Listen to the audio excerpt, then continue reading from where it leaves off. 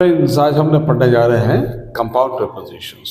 किसी भी सेंटेंस को फ्रेम करने में सबसे ज़्यादा जरूरत पड़ती है कंपाउंड प्रीपोजिशंस की। अगर प्रीपोजिशंस तैयार है तो सेंटेंस हम इजीली फ्रेम कर सकते हैं। इसलिए आज हम आपको ये बताना चाहते हैं और आपका ध्यान भी खींचना चाहते हैं इस इम्पोर्टेंट बात की ओर कि सेंटेंस को फ्रेम करने में प्रीपोजिशंस किस तरह का रोल प्ले करते हैं।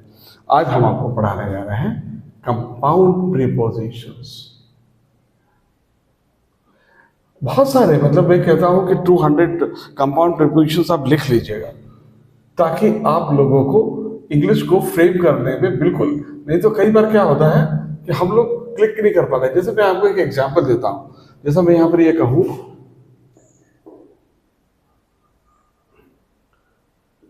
के दम पर, what is the word for के दम पे, तो आप लोगों को बोलेंगे दम पर, तो इंग्लिश में कहेंगे by the dent of, by the dent of. और इंग्लिश में ये कहेंगे, अब जैसे मैं ये कहूं कि दम को तो डेंट नहीं बोल रहे हैं, बाय तो द्वारा होता है, लेकिन इंग्लिश में बोलेंगे by the dent of the 3 years experience he got a job. मतलब by the dent of 3 year experience, 3 साल के अनुभव के कारण he got a brilliant job. हमने क्या कहा? By the dent of 3 years experience. Is it clear? तो ये हमको समझना है। देखिए, अगर मुझे बोलना है कि कमी के कारण, कि कमी के कारण, तो इंग्लिश में क्या कहेंगे?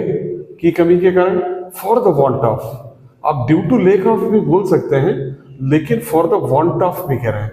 अब देखिए, वांट तो चाहना पड़ा होता है, फॉर के लिए होता है, लेकिन यहां पर होता है कि कमी के कारण, for the want of confidence. अगर मुझे बोलना कॉन्फिडेंस की कमी की वजह से, for the want of confidence. अपन बोलते हैं ना, a plenty of talent is being lost for the want of confidence only. Confidence की वजह से बहुत सारा टैलेंट खो जाता है इस दुनिया में, क्योंकि लोगों को कॉन्फिडेंट नहीं हो पाते हैं, for the want of confidence. Is it clear? तो अभी को कि कमी के कारण is called for the want of confidence. जैसे मैं कहूं कि उद्देश्य से, अगर किसी जो इंग्लिश लर्नर है वो मुझसे बिल्कुल लड़ लेगा और कहेगा कि पूरी की पूरी लिस्ट सबसे पहले लिखवाई है, क्योंकि सेंटेंस में बाकी चीजें तो हमको पता है कि मैं नहीं बोल पाता हूं, सकता हूं, क्या बोलते हैं, I can not speak English for the want of confidence only. Confidence की कमी की वजह से मैं बोल नहीं पाता हूं। अगर जैसे मुझे बोला के उद्देश्य से, with a view to the purpose आप भी बोल सकते हैं, या विद अ व्यू टू, लेकिन ये टू के बाद कभी भी आईएनजी का यूज करना है। अगर आप वर्ब यूज कर रहे हैं, जैसे कि मैं कहूं कि इंग्लिश सीखने के उद्देश्य से, तो क्या कहेंगे? With a view to learning English. अब जैसा बाकी सेंटेंस हमको आ रहा है, देखिए, अगर मैं यहां पर एक कहूं कि sir I am coming here with a view to learning English, मैं यहां पर इंग्लिश सीखने के उद्देश्य से आ रहा हूं, I with a view to learning. Is it clear? अब विद के साथ होता है, व्यू तो दृष्टि होती है, ये हमको समझना है कि उद्देश्य को क्या कहेंगे? With a view to. और ये इसके अंदर एक वर्ड नहीं है इसमें ज्यादा, इसलिए इसको हम कंपाउंड प्रीपोजिशंस बोल रहे हैं। जैसे मुझे यह कहना है कि के कहने पर, के कहने पर, अगर मैं कहूं कि किसी के कहने पर, चीफ मिनिस्टर के कहने पर, तो इंग्लिश में क्या बोलेंगे? एट द बिहेस्ट ऑफ,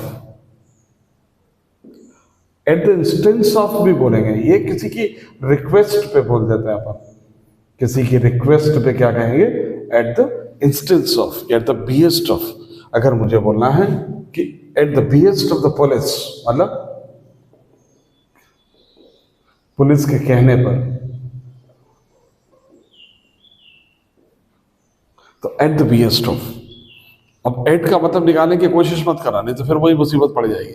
इसलिए आपको पता होना कि कहने पर, कहने को तो इंग्लिश में सही बोलते हैं, तो इस तरह की इंग्लिश को बोलिएगा मत कभी भी। आपको ये पता होना चाहिए कि उद्देश्य से, विद अ व्यू टू, की कमी के कारण, फॉर द वांट ऑफ। तो इसके अंदर ट्रांसलेशन नहीं कर रहे हैं वर्ड टू वर्ड, और हमको वर्ड टू वर्ड ट्रांसलेशन करना भी नहीं है। हमको डायरेक्ट पता होता है, जैसे मुझे बोलना है के पक्ष में, तो के पक्ष में को इंग्लिश में कहेंगे इन the favour of, in the favour of. अगर जैसे मुझे बोलना है कि इस टॉपिक के पक्ष में, तो क्या कहेंगे? इन the favour of this topic, in the favour of this topic. इस टॉपिक के पक्ष में। अब बाकी अपने को तैयार है कि sir I want to drop a few words in the favour of the topic. मैं इस टॉपिक के पक्ष में कोई दो बात कहना चाहता हूँ। I want to say something in the favour of the topic. तो in the favour of the topic हमको पता है, जैसे मुझे बोलना है किसी चीज को दरकिनार करके, हिंदी में कहेंगे, जैसे अब हिंदी में कहेंगे कि उपेक्षा करके, यानी उस पर ध्यान न देते हुए। तो इंग्लिश में बोलते हैं इरिस्पेक्टिव ऑफ। इरिस्पेक्टिव ऑफ आप कह सकते हैं रिगार्डलेस ऑफ। जैसे मुझे बोलना है कि किसी भी जाति संप्रदाय की उपेक्षा करके या उसको दरकिनार करके, तो इंग्लिश में क्या कहेंगे? irrespective of caste, creed and religion। किसी भी रिलीजन की, किसी भी धर्म की, किसी जाति की, किसी संप्रदाय की उपेक्षा करके all the facilities are being provided in India. India में हर व्यक्ति को, कोई ऐसा नहीं कि जात देख रहे हैं या धर्म देख रहे हैं तो को देखे बिना, तो क्या कहेंगे? Irrespective of. बहुत प्यारा वर्ड है। अगर मुझे बोलना है कि कगार पर, कि कगार पर, तो इंग्लिश में कहेंगे ऑन द वर्ज ऑफ। जैसे मुझे बोलना है on the verge of bankruptcy, on the verge of bankruptcy. Bankruptcy का मतलब होता है दिवालियापन की कगार पे है। अपन बोलते हैं ना Pakistan is standing on the verge of bankruptcy, Pakistan दिवालियापन की कगार पे आके खड़ा है। तो ऑन द वर्ज ऑफ यानी होता है कि कगार पर। तो ये छोटे छोटे से ये जो की से जो जुड़े हुए वर्ड है ना, ये याद रखिएगा, ये बहुत कमाल के हैं। जैसा मुझे बोलना है से भिन्न, ये कंपाउंड प्रीपोजिशन नहीं है लेकिन मैं लिख ले रहा हूँ। अनलाइक बोलता है। अगर मैं कहूँ कि मुझसे बिल्कुल अलग, मुझसे भिन्न है, तो इंग्लिश में बोलेंगे अनलाइक मी। अपना तो there are many people unlike me. बहुत सारे लोग हैं जो मुझसे भिन्न है और जो ऐसा सोचते हैं, तो they unlike me. Is it clear? तो की कगार में को क्या बोलते हैं? On the verge of. तो अपने को बाकी सेंटेंस पता है कि Pakistan is standing on the verge of bankruptcy. अगर जैसे मुझे बताया कि all the facilities are being provided irrespective of caste, creed and religion, irrespective of. जैसे मुझे बोलना है कि उद्देश्य से व्यू टू रनिंग, तो ये सिंपल इंग्लिश हो जाती है क्योंकि हमको ये याद है। तो अगला सेंटेंस को फ्रेम करना बहुत आसान है, तो हम इसको आगे बढ़ाते हैं। हम लोग 8 लिख चुके हैं, अब हम लिखते हैं। तो चलो फ्रेंड्स आगे बढ़ते हैं, 9 नंबर पे चलते हैं। और मुझे बोलना है के साथ साथ, के साथ साथ, इसको इंग्लिश में कहते हैं अलॉन्ग विथ। क्या कह रहे हैं? Along with. जैसा अगर मुझे बोलना है कि समय के साथ साथ, तो इंग्लिश में बोलते हैं अलॉन्ग विथ टाइम। जैसा अगर मुझे कहना है कि समय के साथ सब कुछ बदल जाता है, dear everything changes along with time, along with time. तो इसके अगर मुझे बोलना है कि दहलीज पर, कि दहलीज पर, इंग्लिश में कहेंगे on the threshold of, on the threshold of. जैसा अगर मुझे बोलना है कि एक नई जिंदगी की दहलीज पर, on the threshold of a new life, एक नई जिंदगी की दहलीज पर आकर वो खड़ा है। He is standing on the threshold of a new life. Is it clear? एक बहुत कमाल का फ्रेज है, इसका मतलब होता है के बिना। के बिना यानी हिंदी में अपन ऐसा कहें कि यदि ऐसा ना होता तो, यदि ऐसा ना हो तो, यानी उसके बिना। तो इंग्लिश में कहते हैं बट फॉर। साधारण तौर पे हमने पढ़ा है बट यानी किंतु और फॉर यानी के लिए, लेकिन बट फॉर यानी आता है के बिना। अगर मैं कहूँ कि तुम्हारे सपोर्ट के बिना, तो इंग्लिश में क्या बोलते हैं? But for your support, but for your support. आप कमेंट में लिख के बताइए, अगर आप आगे भी पढ़ना चाहते हैं इस लिस्ट को तो बताइए, हम आपको पूरी लिस्ट का एक सिंगल वीडियो बना के देंगे। सारे प्रीपोजिशन, सारे कंपाउंड प्रीपोजिशन, तो बट फॉर योर सपोर्ट, यानी आपके सपोर्ट के बिना I could not have done it, मैं ये कर नहीं पाता। But for your coming I would have been alone, यदि तुम ना आते ना तो मैं तो अकेला रह जाता। But for your coming I would have been alone.